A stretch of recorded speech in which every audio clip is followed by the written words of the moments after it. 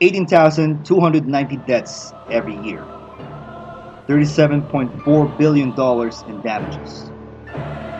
These numbers describe how floods affect us around the world, leaving hundreds of thousands of people homeless and sometimes hopeless.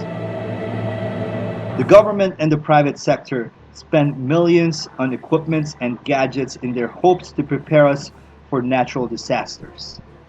The most frequent of all disasters are floods. In the recent years, we have witnessed countries like China, the United States, Europe, Australia, Indonesia, India, and the Philippines suffered the effects of such destructive floods. But most of all, these floods claim hundreds of thousands of lives due to the lack of life saving equipment that are readily accessible in their communities. People seem to be dependent on the immediate rescue of the government agencies and hope against hope that help would come as fast as possible. But aside from the lack of manpower, government emergency responders also face their own obstacles before they can deploy and reach the victims' households. Very often, they fail to reach the victims on time to either evacuate them or simply provide relief goods.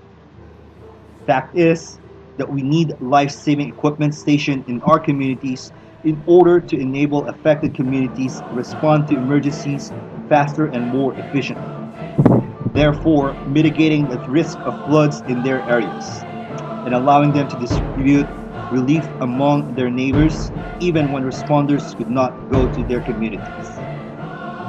But it is very dangerous to use rubber boats, as they are often punctured by debris floating in the flood waters, putting more danger to passengers.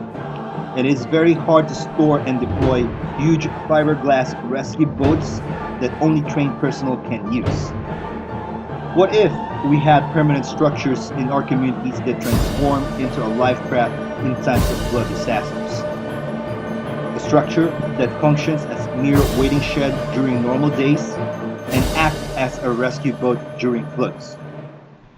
A structure equipped with solar-powered charging system that can allow communities charge their phones when there is no electricity.